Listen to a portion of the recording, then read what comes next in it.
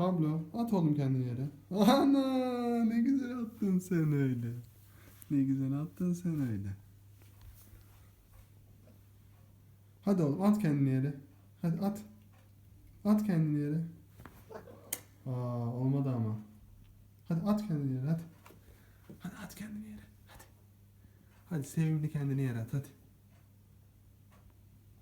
Hadi.